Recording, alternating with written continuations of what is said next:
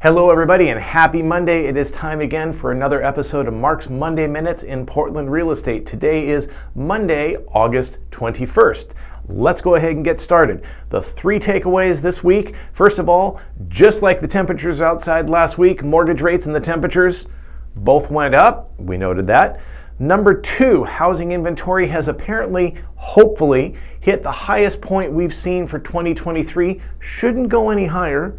And number three, I made a mistake last week, actually 2 weeks ago, and I'll own it. I'll explain what that is when we get to it. All right.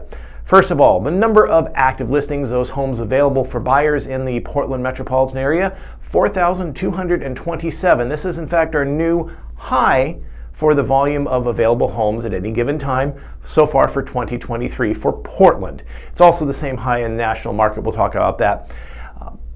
But this is the new high. I thought that was 2 weeks ago when we had 4,148. So now we're another almost 80 homes over that. We're within, that's a 2% wiggle room, so not much. Number of new homes this week, 549. Actually surprising it came up after the heat last week. That's okay, homes are coming to market. They were on the plan regardless of what Mother Nature would bring us. The number of pending homes dropped to 423. I suspect buyers just really weren't out last week with the hot weather, so activity came down a little bit. Now the number of sold homes in the last 30 days, 345, starting to decline as buyer activity drops off as we go into the fall. Perfectly normal. Happens every year. Now the number of homes with a price adjustment has dropped just a little bit because those homes that may have had a price adjustment last week or the week before are now starting to clear off the market, or the sellers have already done a price adjustment and this is their second price adjustment within a 45-day window, so they only show up once on the list. That's sitting at 26.2% of available listings have had a price adjustment of at least $99 in the last 45 days. That said, compare this to 34% at national standards. So Portland is still ahead of the curve, if you will, more demand in Portland than the nation as a whole. Number of homes coming soon that I can foresee in the next 3 weeks, that if you're looking, let me know. I will find you your home maybe even before it comes to market and you can be ready to jump on it. 43 homes sitting out there available that I can find and help you find.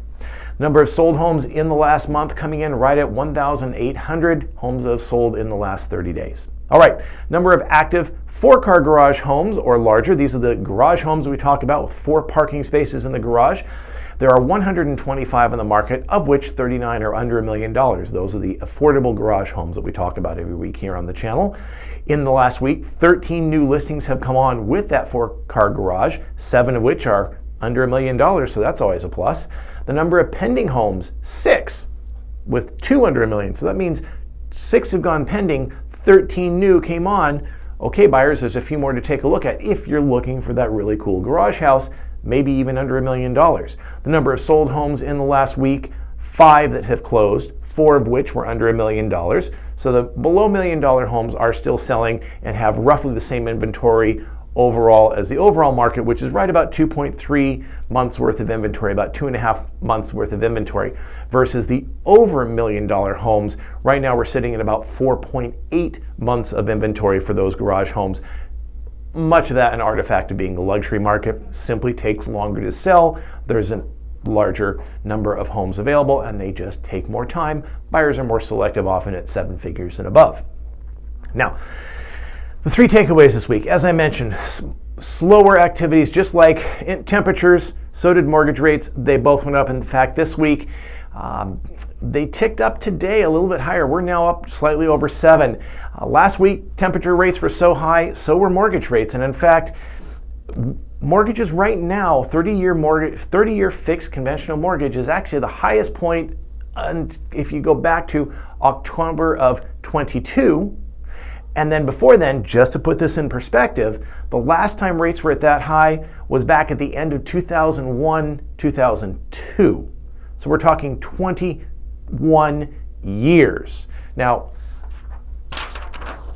as a matter of perspective, since that 2002, interest rates have only been below 7% 3 times since 1991, and yet here, since then, they've been under that with the exception of October of last year.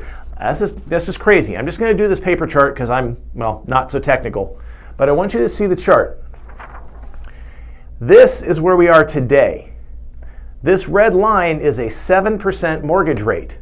And as you can see, we go all the way back, other than October, we have to go back to 2001 before we see 7% before. Since then, it's been below 7, especially down here in these wonderful 2 and 3 and 4%, especially right there, boom, rock bottom. If you bought your home, you're happy. But even all these property owners are happy. Back in here, how about back in 1981 when it was at 18%? Not happy. But in perspective, this is the long run that we had of interest rates dropping, and here's that 7%. So when everyone's saying, oh, 7% is so horrible, obviously didn't buy a home during this time, and they've completely been unaware of this portion. Our parents know about this, folks. They do. Ask them about that. Ask them about these wonderful 16, 17, 18%. If you were a realtor trying to sell a home back then, I can't imagine what the business was like, but it probably was not too easy. Second of all, national housing inventory, as I mentioned, is at its highest point since all of this year of 2023. Portland is right up there. We're actually up a nice 33, 34% since January, which is good to give inventory because even though we're at our high point now, we are still 10% below where we were last year and a good 40% where we were before COVID. So having more inventory is not a bad situation.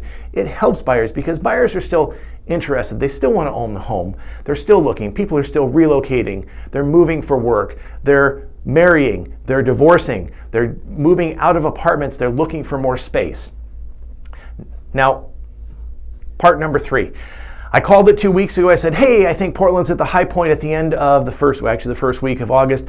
I was wrong. Well, okay, I much have to think about it like a mountaintop. If you've ever been hiking, Mount Whitney down in California is the highest mountain in the 48 states contiguous of the U.S. Now, just because it's the highest mountain, what do you think? Is a mountaintop pointed, or is it slightly rounded, or is it flat?